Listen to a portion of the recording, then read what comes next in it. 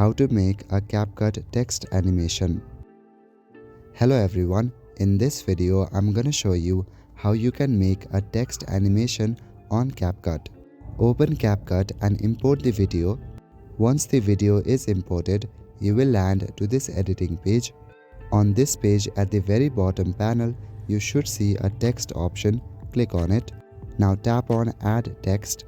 Type in whatever you want the text to say.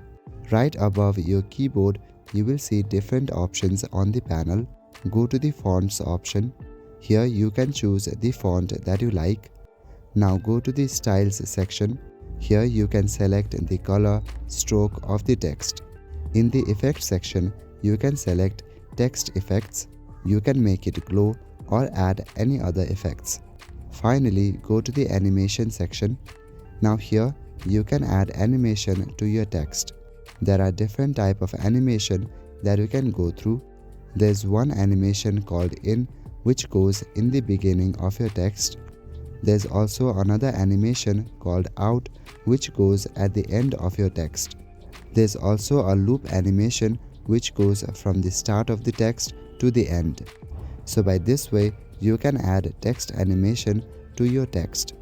So that is it for this video. I will see you in the next one. Thank you.